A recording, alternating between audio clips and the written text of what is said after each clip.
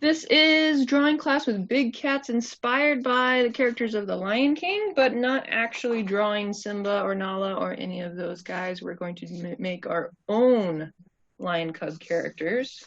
You will need some paper, need some sharpened pencils,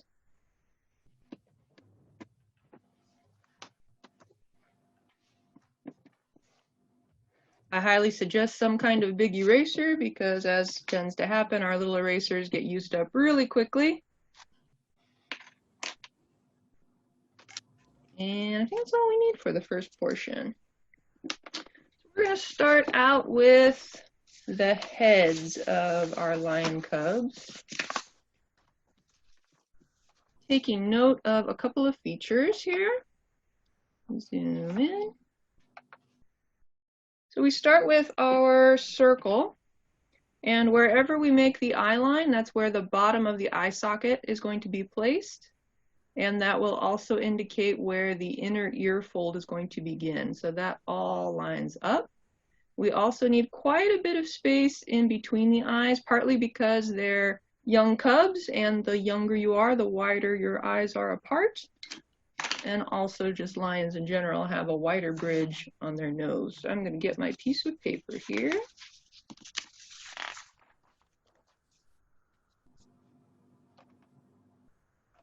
And we'll try this out first by sketching out our circle. Going lightly and loosely around and around and around. Taking my whole arm off the table. And then we'll decide where we want the bottom of those eye sockets. And we're going to practice with our downward curve.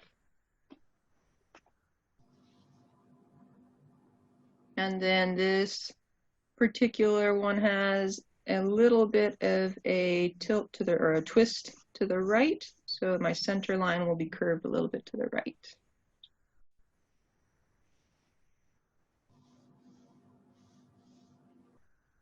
And straight away, I'm going to mark off the bridge of the nose, leaving that space in the center. If it helps, you can also just add a little curve to remind yourself that's where the bridge of the nose is going to be.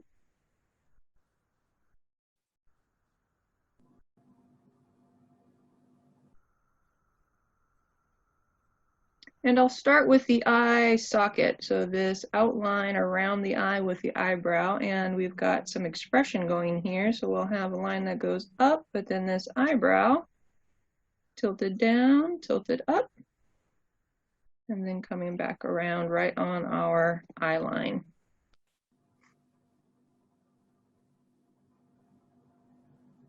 On the other side, a little bit lower, a little bit shorter line on the inside.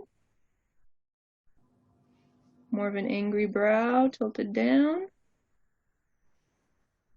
And connecting right back up with our eye line.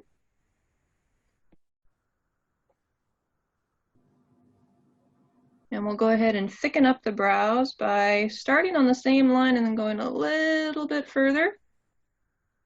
So it gets a thicker peak right there. You can color that in if you wish. Same thing on this side. I'm starting on the outside going up, so it's a little bit thicker. Coloring that in.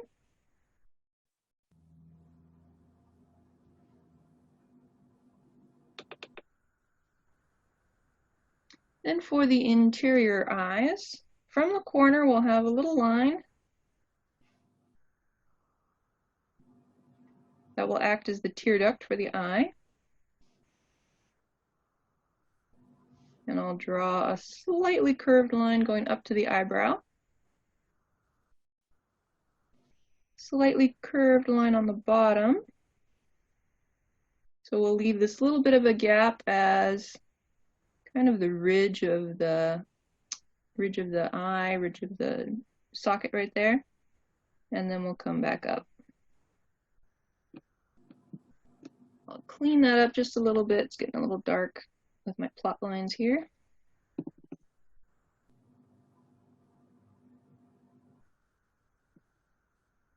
We'll practice that again on the other side. From the corner, we have the little tear duct line. Then we'll draw the side of the eye going up, side or bottom of the eye going around, and then right back up.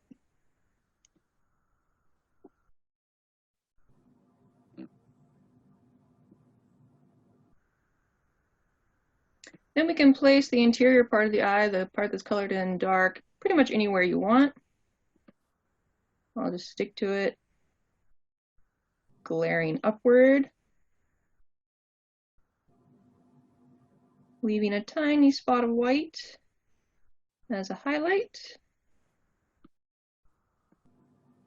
And on that side too.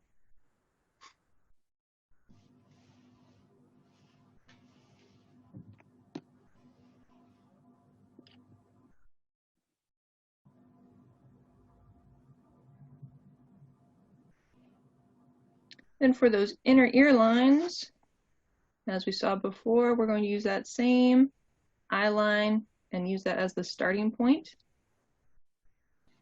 A little bit of a double curve here, or a slight S curve.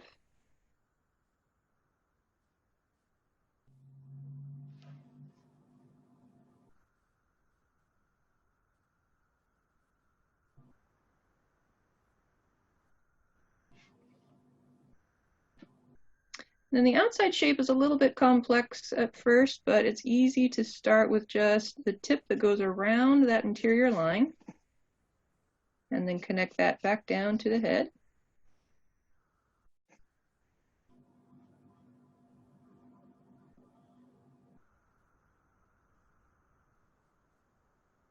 And then the top will be at a much different angle. So we have this real great big thick ear on top.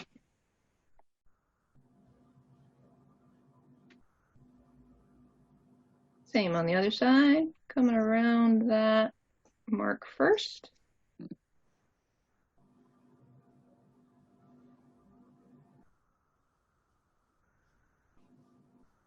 And then bringing the ear back down to connect to the circle.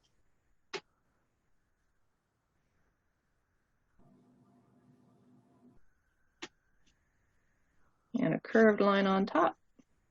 So we've got this nice triangle section on the top.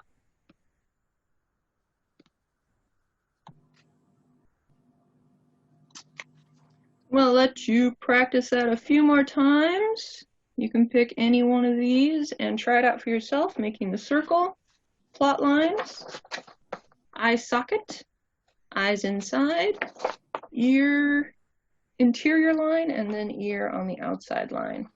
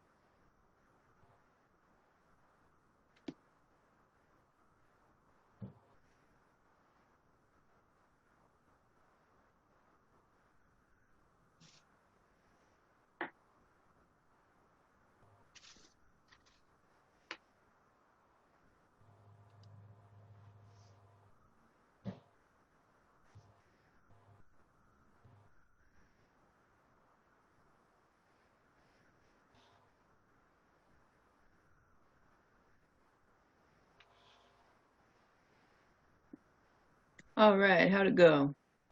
That's fun. Okay, we're gonna go to the next step here. Oh, lovely. But now the one who's looking up, he's got kind of weird ears. I don't think the ears should have gone down. I think the ears. Just the top line is going to be a little lower. You have something like that looking up. So the interior line is still there, but the That's it. top of the ear is going to be lower. That fixed it. All right. Now he's cute. Our next step is going to be adding on the muzzle. I tried a different couple ways with either blocks or ovals. I found the oval to be a little bit easier, but most of the time it's going to be kind of a long oval that starts right at the intersection of where the eye line and the center line cross. Every once in a while it changes shape depending on the angle, but most of the time it's like that. So I'll go back to my drawing here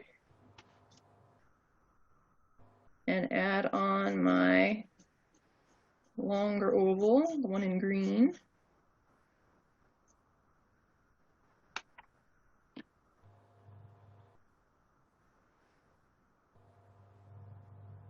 I'll go ahead and erase everything inside. So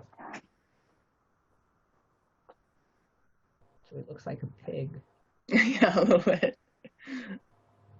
Then we're going to add another oval on the top here in blue. That's going to be the top of the nose, the bridge of the nose. I'm just going to take that section right off the top of my oval. And that's depicted. All right. If it's easier for you or helpful, you can take the center line and now you can have it go right along the nose and then down the mouth here. I find that helps me with placing the point of the nose.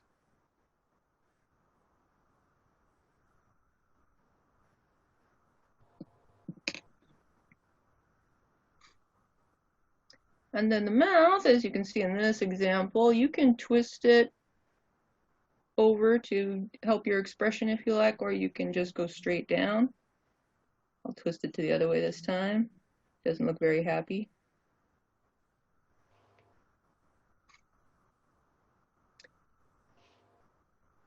And then a few little modifications on the face is the top of the head tends to go into a little bit of a point or a little bit flattened on top. So I'll just sharpen this part up. If you want to add a little fur tuft, you can add a few little pointy lines there. And then on the cheeks, you can see it's a little bit more square, and there's a couple of lines indicating fur.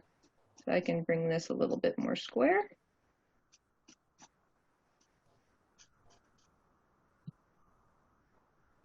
A little bit more fur on the chin. And I can come in and erase my plot lines.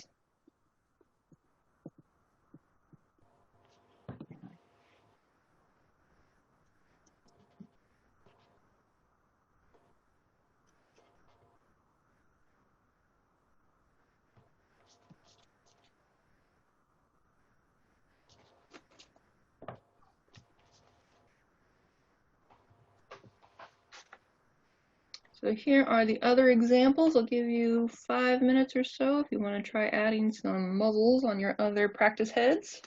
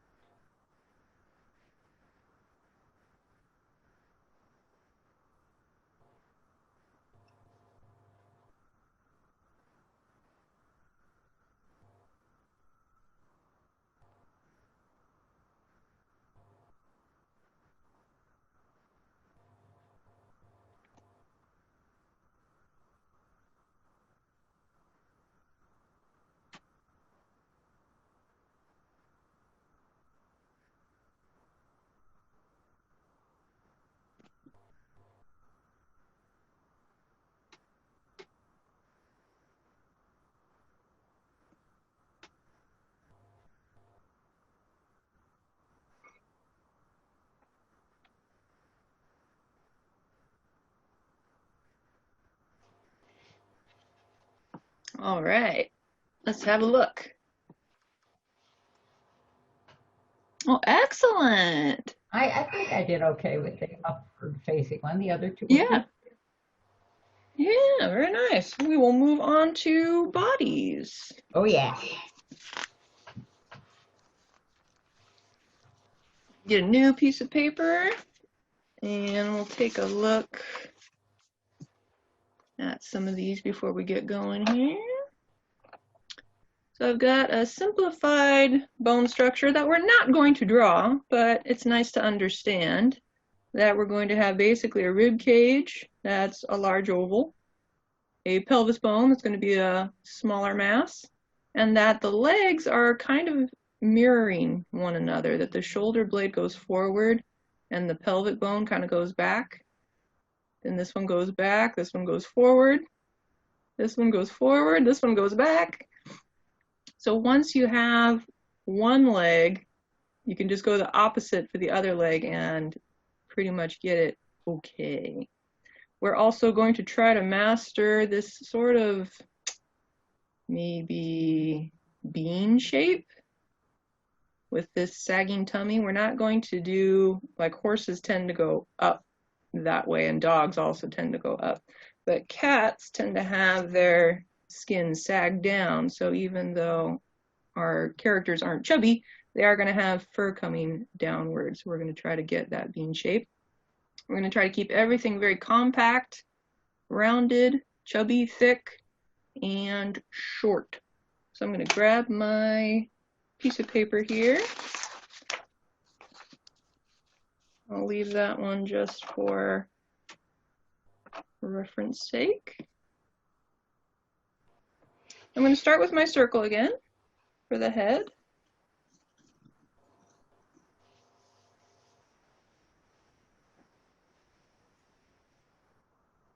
I'll leave a gap and just put my oval. That's almost the same size as the head. I could probably fit one more head right inside that oval. And then we'll have a smaller circle in back. And this is where we get to connect these shapes up with pretty much a straight line on top. And then on bottom, we have to remember that sagging fur.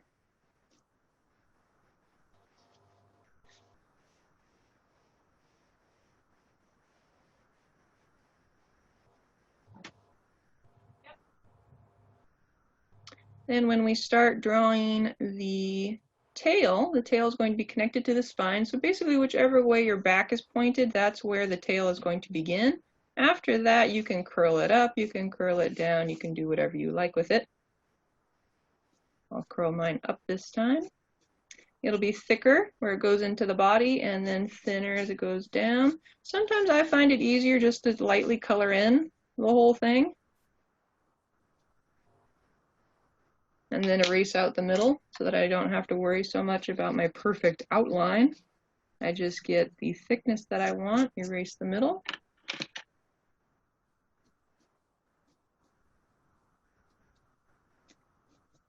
You don't want too smooth of a curve. If I curve it too much, it's going to look more like a tentacle and less like a tail. I kind of want one general curve, then a slight break in direction, and then turn it up. And then on the end, we can put a little leaf shape for where the tuft of hair is going to be eventually.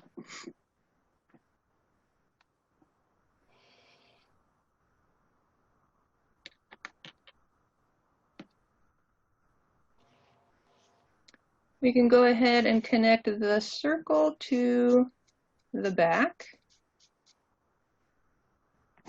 And right where the neck connects to our oval, we'll put a little bump to indicate a shoulder blade.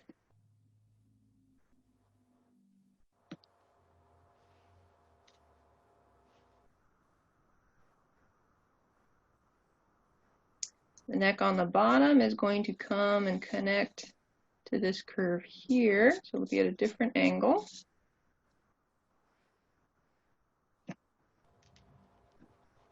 If you find that your lion cub seems to have like a pipe for a neck, it's just because these lines are too similar. You need to make one at a more severe angle than the top one.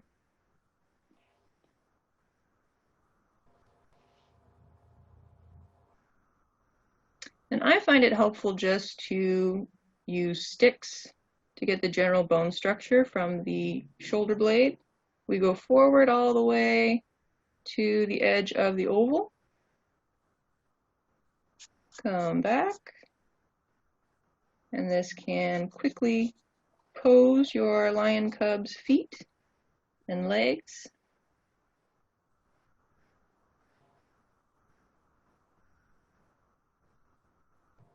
I'll go ahead and do this one too. Right at the top of the oval is where that first angle goes backward.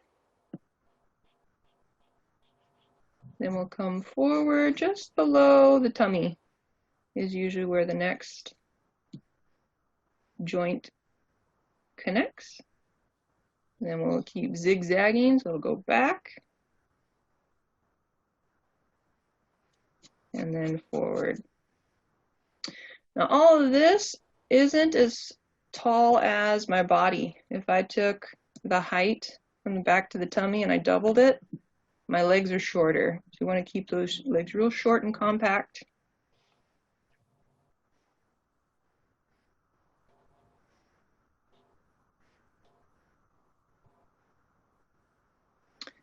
Then we're going to draw the skin and flesh kind of away from these sticks. So I'll start with a curve right here that goes by the elbow.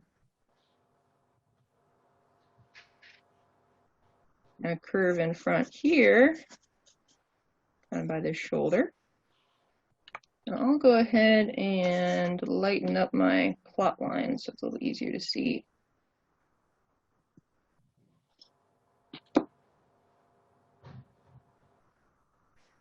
So then we're going to add some thickness to the paws, or the lower part of the leg, I should say, and then the paws.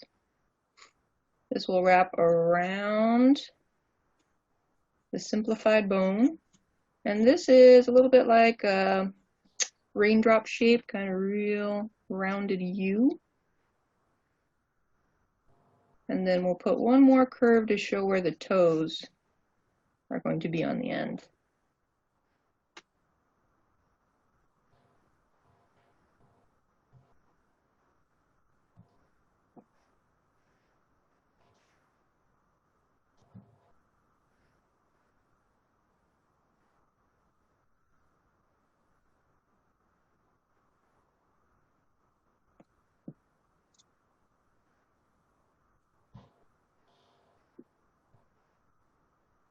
With the back leg, you can go basically from the base of the tail and curve it right out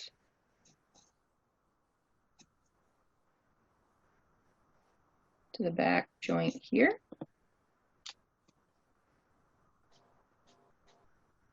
And this front one is going to point toward the ribs. So I'm going to come off of my rib cage here and go around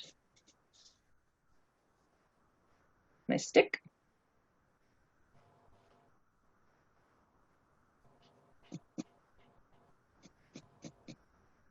Coming around my stick. And then we'll put some big rounded toes over here as well.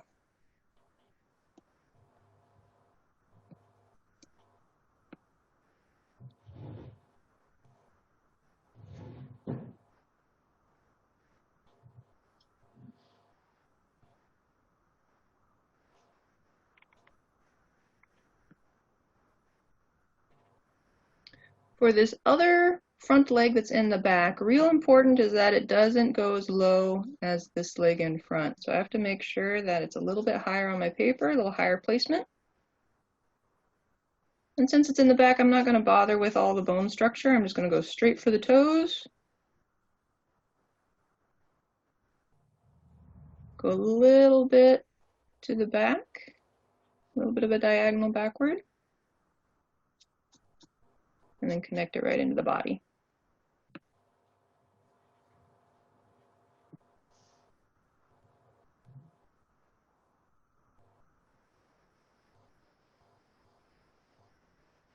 Same thing with the other back foot. I'm not going to bother with the bones so much. I'm just going to go for the outward shape, this back angle right here. Big rounded toes.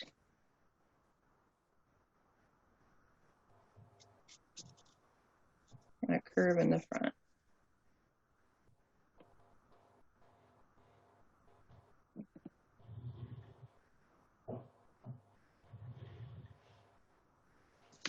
Then some little details on the toes. Zoom in here.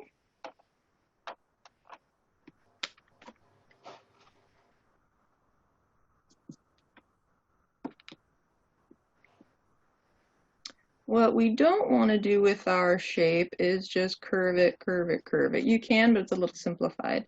In most cases with big cats, we're going to have this little dip first and then the toe.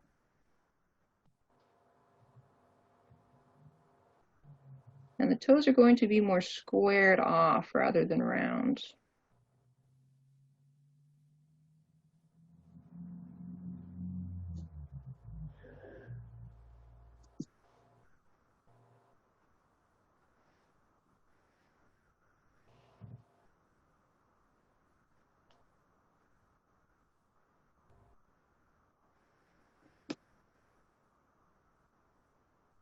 And on the interior, you'll have a little,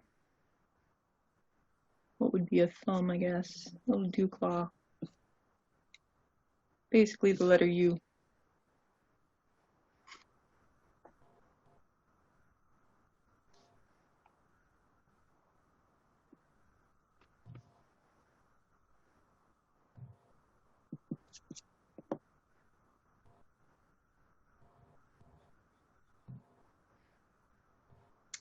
And we'll do that again on another foot. Again, trying to keep these toes more tall rather than big and round like this. We don't want to go too rounded. We want to keep the ovals tall and neat.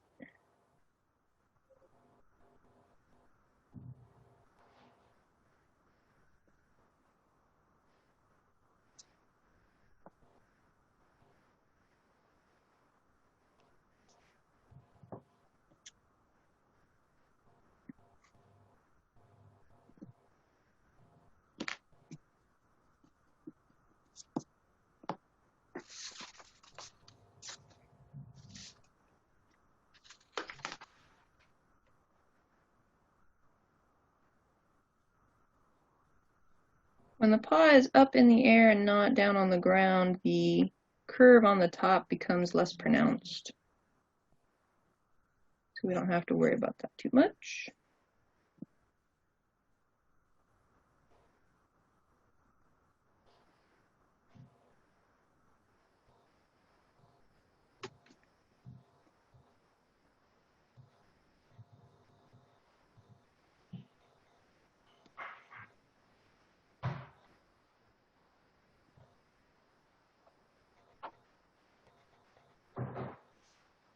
And then for this back foot, we have to remember that the pads are on the top. So we can put a little oval there.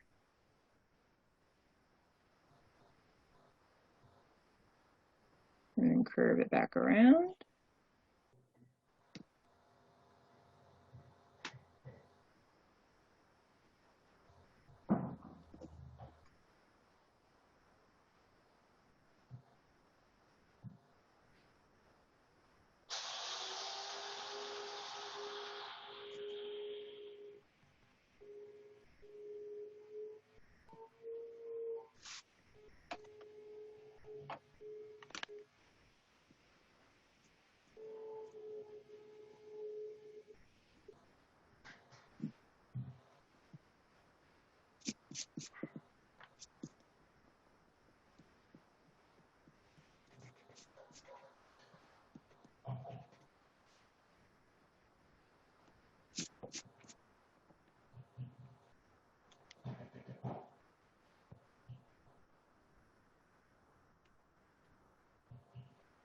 A couple more fiddly details.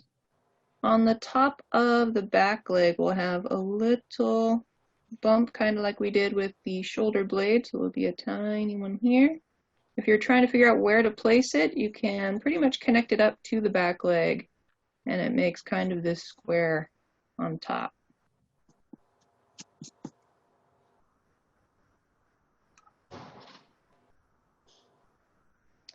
Usually some fur fluff in front.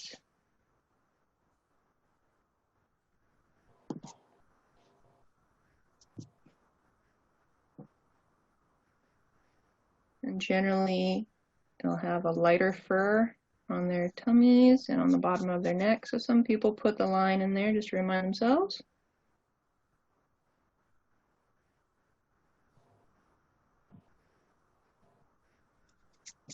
I can make my leaf shape look a little furrier by just curving the shape a little more, splitting it a couple times. You just want to make sure that each spike is a little different, otherwise you end up with kind of a tulip, and we don't want that.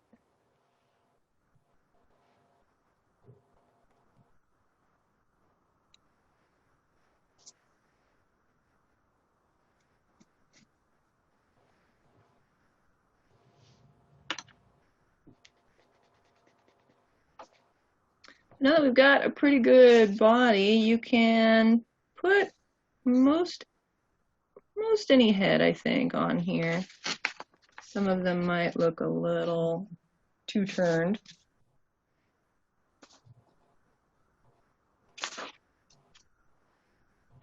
It'll be the exact same process. Eye line, center line, nice wide bridge, eye sockets. And remember expression, you don't have to make them the same. You can have one eye squinting down. Maybe you have a shocked expression or a scared expression.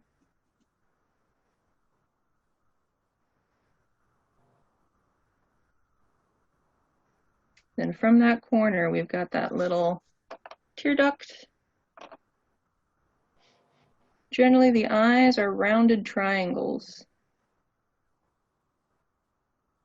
If your lion cub is looking a little too pop-eyed, try making a little more triangular shape rather than just a round eye, which tends to look more cartoony.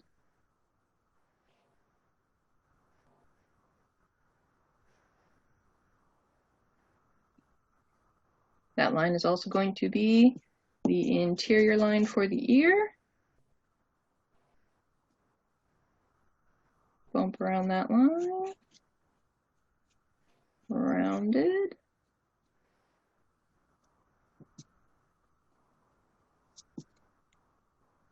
On this other side, I might not see it as much, so I can just put in a little shape like that.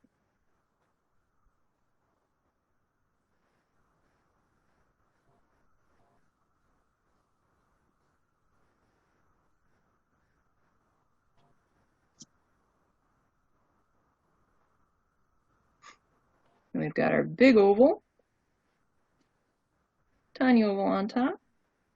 You don't have to draw as fast as me. I'm just reviewing the steps that we practiced earlier. If you'd like an open mouth, you just bring your little line down from the nose. And remember that the front of the mouth is flat. So we have to curve downward a little bit first, then wrap around the shape. And you can go basically back toward the eye and make a little arrow to show that cheek being lifted up. Then we'll go ahead and add another kind of J shape to make the inside of the mouth.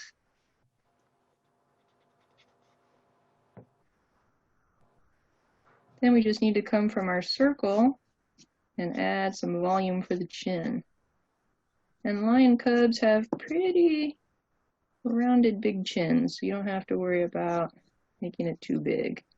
Rather, try not to make it too small or it'll look more like a house cat.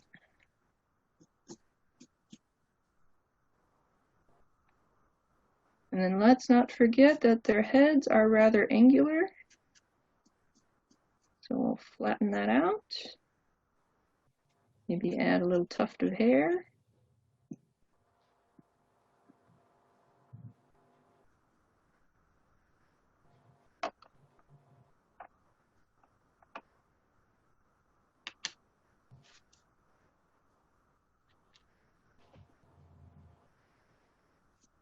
And we've got our own little lion cub.